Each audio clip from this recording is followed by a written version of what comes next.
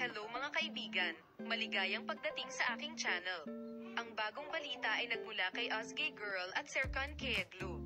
Nauna ang trabaho bago ang pag-ibig.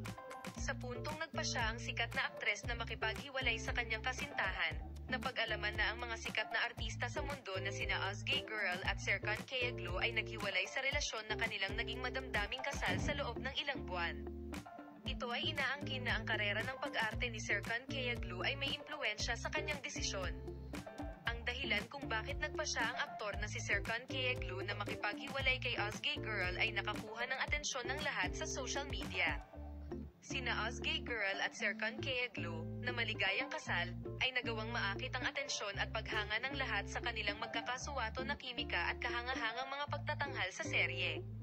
Ang kahangahangang laro at mahusay na pag-arte ng mga matagumpay na manlalaro ay gumawa ng malaking epekto sa social media.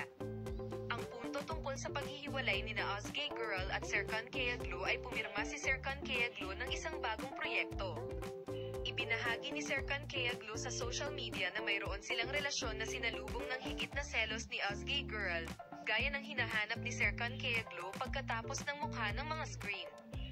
Nakuha ng aktor na si Serkan Kayaglu ang atensyon ng lahat sa post ni Ozgay Girl sa social media, kung saan sinalubong siya ng matinding selos ni Ozgay Girl sa kanyang nakaraang serye. Ang mga post sa social media ni Ozgay Girl, na labis na nagseselos sa kanyang asawang si Serkan Kayaglu, ay nakakuha ng atensyon ng lahat. At ayon sa mga balita sa social media, nakipaghiwalay daw si Ozgay Girl kay Serkan Kayaglu dahil sa selos na ito. Mga minamahal na manonood, ibabahagi ko sa inyo ang mga bagong pag-unlad sa paksa. Paalam, makita ka sa mga bagong video.